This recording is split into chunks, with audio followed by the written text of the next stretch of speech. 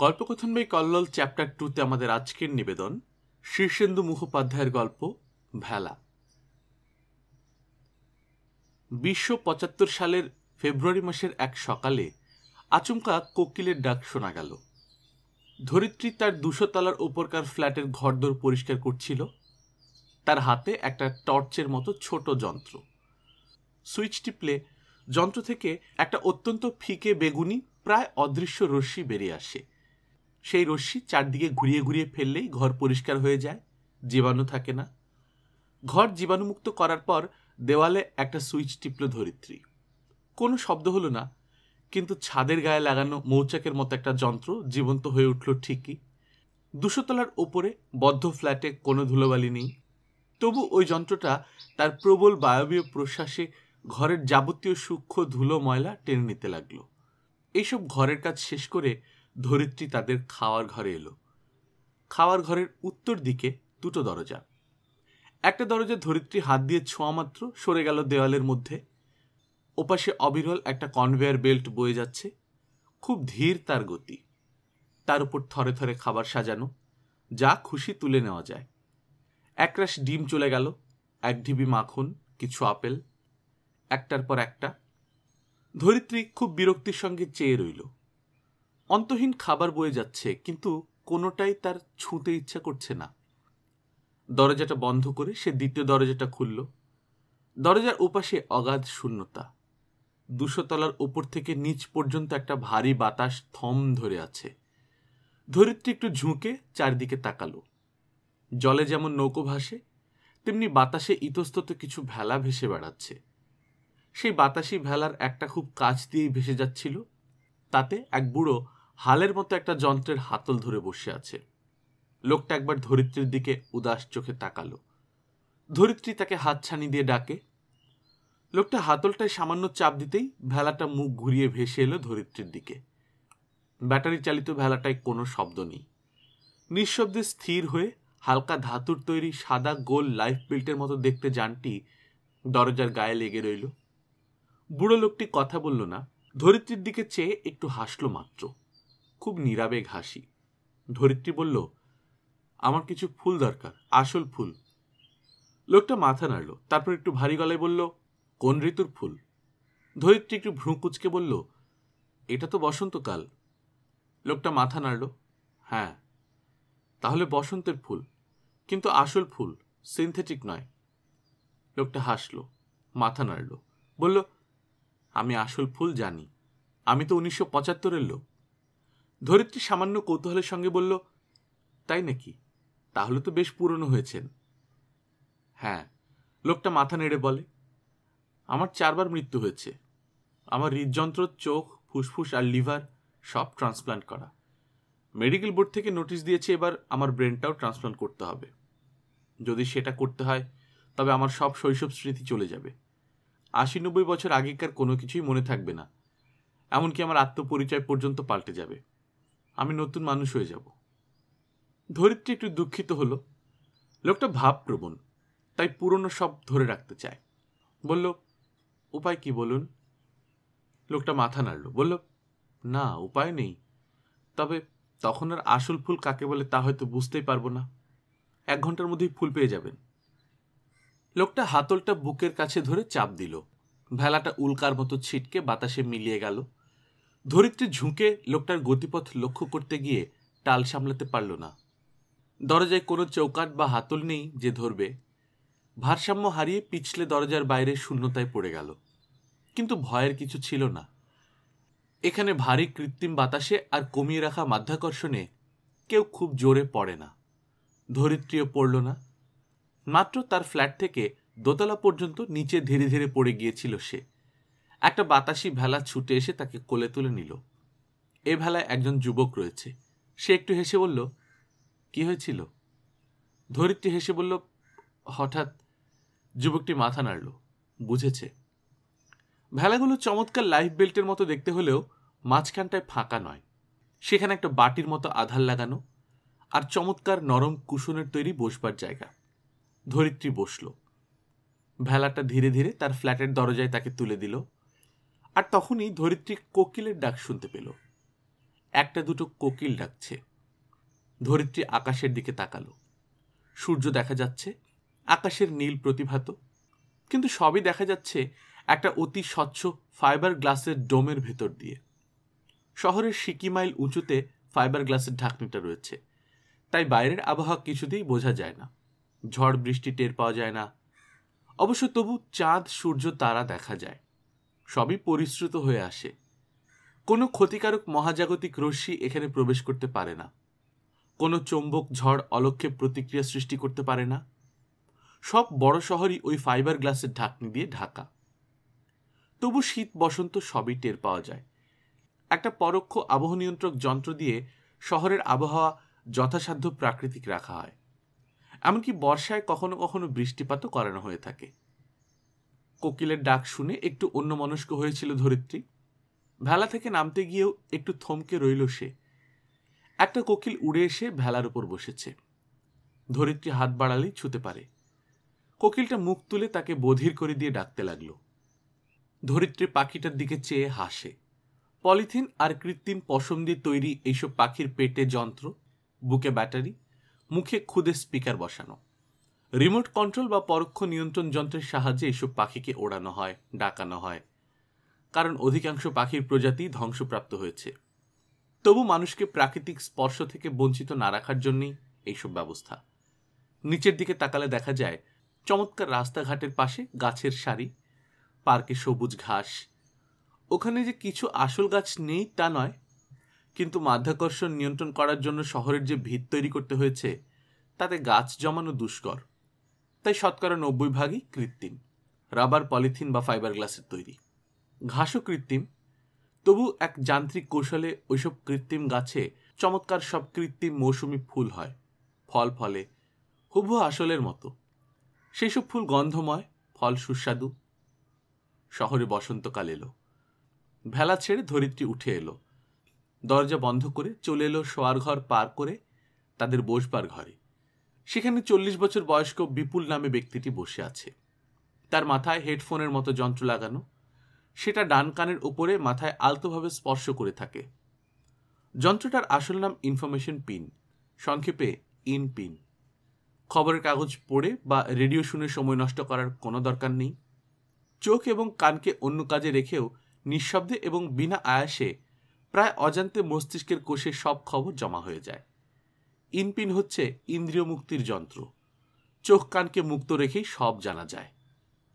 ধরিত্রীকে দেখে বিপুল যন্ত্রটা খুলে রাখল। ধরিত্রী মৃদু গলায় বলল, আমি কিছু আসল ফুল আনতে ভেলা পাঠিয়েছি। বিপুল কিছু অন্যমনস্ক ছিল, বলল, আসল ফুল কেন? বা আজ যে 15 ফেব্রুয়ারি, আজ যে আমাদের। এইটুকু বলল ধরিত্রী, আর বলল না। বিপুল বুঝল। ভ্রুক মুচকে একটু চেয়ে রইল ধরিত্রীর দিকে। তার চোখে মুখে সবসময় একটা নিস্তব্ধ উত্তেজিত ভাব। বিপুল ক্ষণকাল চুপ করে থেকে বলে, ধরিত্রী, ভেলাওয়ালাকে বলনি তো যে আজ আমাদের বিবাহবার্ষিকী? ধরিত্রী ভয়ার্ত স্বরে বলল, না, তাই কি বলতে পারি? তারপর ধরিত্রী একটু চুপ করে থেকে বলে, অবশ্য লোকটা আসল ফুল চাই শুনে একটু অবাক হয়েছিল, কিন্তু ভয় নেই। এই লোকটার জন্ম 1975 সালে। শরীরে অনেকগুলো ট্রান্সপ্লান্টেশন। এই লোকটা সন্দেহ করলেও ক্ষতিকর কিছু বলে বেড়াবে না। ও তো মানুষের বিয়ে দেখেছে এককালে। ওর মা বাবারও বিয়ে হয়েছিল, হয়তো নিজেরও। বিপুল উত্তর দিল না। উঠে জানালার কাছে চলে এলো। জানলা প্রায় সবসময় খোলা থাকে। একটা দূরবীন তুলে বিপুল নিচটা দেখতে লাগলো। পার্কে কিছু নগ্ন নারী পুরুষ এখানে সেখানে বসে আছে। কাছেই বাচ্চারা খেলছে। একটি রমণী কেবলমাত্র একজোড়া স্কেটিং জুতোর মতো জুতো পায়ে চলে যাচ্ছে। ফুটপাত চলন্ত। রমণীটি তবু সেই চলন্ত ফুটপাতের উপর দিয়ে আরো জোরে যাচ্ছে। জুতো জোড়া ইলেকট্রনিক শক্তিতে চলে। রমণীটি হাসছে, চিৎকার করে পথচারীদের কি যেন বলছে। কি বলছে তা অবশ্য বিপুল জানে। ও বলছে, শরীর নেবে, শরীর। পার্কের কাছে এক প্রৌঢ় সেই রমণীটিকে ধরে পার্কের মধ্যে নিয়ে গেল। বিপুল দূরবীন রেখে ঘরের মধ্যে সরে এলো। 1999 সালে এই যৌন বিপ্লবের শুরু। প্রাচীনপন্থীরা এই মুক্ত মিলনে বাধা দিতে চেয়েছিল। প্রায় 50 বছর ধরে চলেছিল লড়াই, বিবাহের সঙ্গে বিবাহহীনতার। তারপর একখানা রাষ্ট্রযন্ত্র 1949 সালে বিবাহ নিষিদ্ধ করলেন। পবিত্র যৌন বিপ্লব স্বীকৃতি পেল ইতিহাসে। শুধু তাই নয়, নরনারীর দীর্ঘকালীন একসঙ্গে বসবাসও কার্যত নিষিদ্ধ। কোনোখানে নর বা নারীর মধ্যে দখলদারি প্রবৃত্তি দেখলে তাকে শাস্তিদানের আওতায় আনারও চেষ্টা চলছে। বিপুল বলল, আমরা 10 বছর একসঙ্গে আছি না ধরিত্রী? হ্যাঁ। বিপুল একটা ছোট্ট বোতাম টিপল। বসবার ঘরে আর শোয়ার ঘরের মাঝখানে অস্বচ্ছ কাচের পাতলা দেওয়ালটা নিঃশব্দে মিলিয়ে গেল মেঝের মধ্যে। ফলে দুই ঘর মিলে একটা বিশাল হলঘরের সৃষ্টি হলো। বিপুল পায়চারি করতে লাগলো। একবার থেমে বসবার ঘরের দেওয়ালে একটা চৌকুপির মধ্যে বসানো ট্যাপ থেকে এক পাত্র গরম সবুজ চা ভরে নিল পেয়ালায়। খানিকটা খেলো, বাকিটা মেঝে ফেলে দিল। ধরিত্রী প্রশ্বাস যন্ত্রটা চালু করে দিতেই মেঝের তরলটুকু মিলিয়ে গেল। পায়চারি করতে করতে বিপুল বলে, তুমি যখন খাওয়ার ঘরে গিয়েছিলে তখন এনকোয়ারি কমিশন থেকে একটা ফোন এসেছিল। ওরা জানতে চাইছে আমার এই ফ্ল্যাটে একজন মহিলা 10 বছর যাবৎ বাস করছে কেন। এটা প্রচণ্ড বেআইনি। উপরন্তু ওরা যে পবিত্র যৌন বিপ্লবের মাধ্যমে যৌন মুক্তি এনেছে, সে আদর্শ এর ফলে ব্যাহত হচ্ছে। ওদের নির্দেশ আমরা যেন অবিলম্বে ভিন্ন হয়ে যাই। ধরিত্রীর মুখ বিষণ্ণ হয়ে গেল। সে বলল, তুমি ওদের বলনি তো যে তুমি যৌন বিপ্লবকে যৌন দাঙ্গা বলে বাড়ালে? বিপুল ভুরু কুচকে বলল, না, তবে ওরা হয়তো কিছু গন্ধ পেয়েছে। ওরা আরও লক্ষ্য করেছে যে তুমি আর আমি সবসময় জামা কাপড় পরে বেরোই। ওরা এটাকেও ভালো চোখে দেখছে না। সম্ভবত ওরা খুব শিগগিরই আসবে আমাদের প্রকৃত সম্পর্ক জানতে। ধরিত্রী চুপ করে রইল।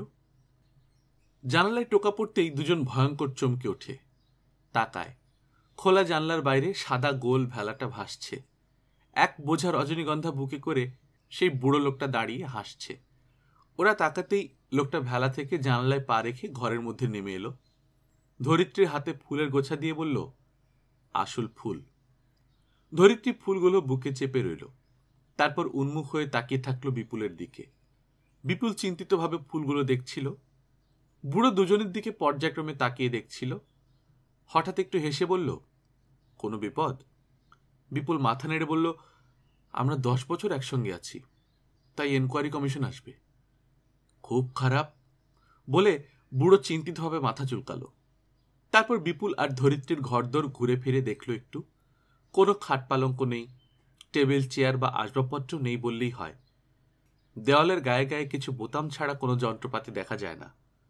অবশ্য বোতাম টিপলেই প্যানেলের ভেতর থেকে সব রকম যন্ত্রপাতি বেরিয়ে আসে, আসবাবপত্রও। বসবার ঘরের এক কোণে কিছু কৃত্রিম ফুল সাজিয়ে রাখা।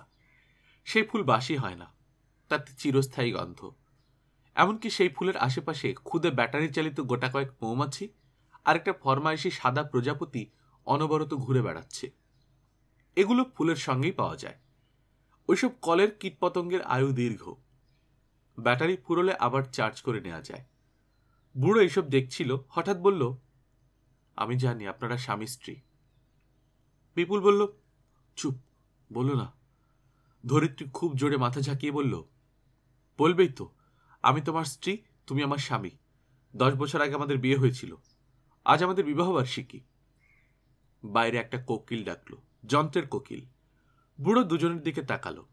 তারপর দুজনের মাঝখানের শূন্যতার দিকে চেয়ে বলল, আমার মাথাটা 100 বছরের পুরনো, খুব ধোঁয়াটে। তবু বলি, 10 বছর আগে বিয়ে বেআইনি ছিল। মন্ত্র নেই, পুরুত নেই, রেজিস্ট্রার নেই। আপনাদের বিয়ে হয়েছিল কিভাবে? হয়নি, বিপুল বলে। হয়েছিল, ধরিত্রী চেঁচিয়ে বলল। আমরা ফুলের মালাবদল করেছিলাম, আর তুমি কয়েকটা সংস্কৃত মন্ত্র বলেছিলে, যেগুলোর অর্থ আমি বুঝিনি, কিন্তু তবু সেটা বিয়েই। ধরিত্রী। বিতর্ক শুনে বুড়ো মাথা চুলকোয়, বিড়বিড় করে বলে, আমার হৃদযন্ত্র নতুন, ফুসফুস নতুন, কিন্তু মাথাটা পুরনো, বড্ড ধোঁয়াটে। কিচ্ছু বুঝতে পারছি না। তবে এভাবেও বিয়ে হতে পারে, আগে হতো, এখন হয় না, বিপুল বলল। ধরিত্রী কথা বলতে পারল না, কিন্তু ফুলগুলি বুকে চেপে চেয়ে রইল।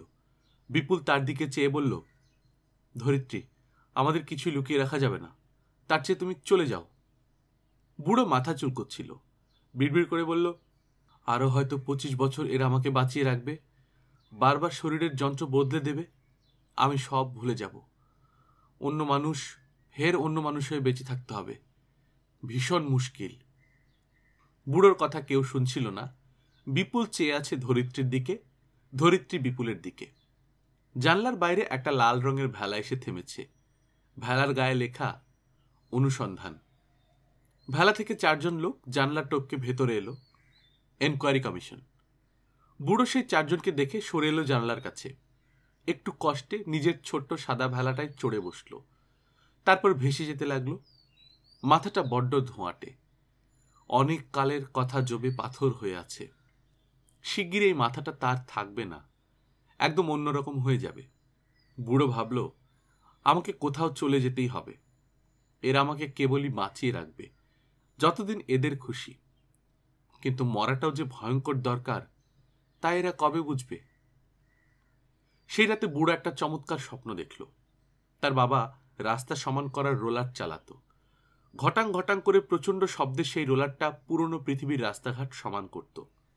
বুড়ো দেখল সেই রোলারটায় সে আবার চড়েছে। প্রচণ্ড শব্দে সেই রোলারটা চলছে। সামনে শূন্য প্রান্তর, মাঝখানে অফুরান মুক্তির মতো রাস্তা। পেছনে তাড়া করে আসছে বাতাসি ভেলা, রকেট, সন্ধানী আলো, মৃত্যুরশ্মি। বুড়ো ডাকল, বাবা। রোলার চালাতে চালাতে বাবা একবার পিছু ফিরে চেয়ে বললেন, ভয় নেই, আমরা ওদের ছাড়িয়ে যাব। বুড়ো একটু হাসল, তারপর নিশ্চিন্তে চোখ বুঝল।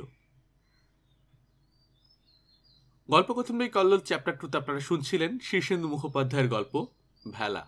আমরা নিয়মিত গল্প পাঠ করে শোনাচ্ছি। আপনারা যারা প্রথমবার মতো শুনছেন, কাইন্ডলি সাবস্ক্রাইব করে নেবেন। গল্প পাঠ ভালো লাগলে বন্ধুদের সাথে শেয়ার করবেন। নিজে ভালো থাকবেন, আশেপাশের লোকজনকে ভালো রাখবেন। টাটা।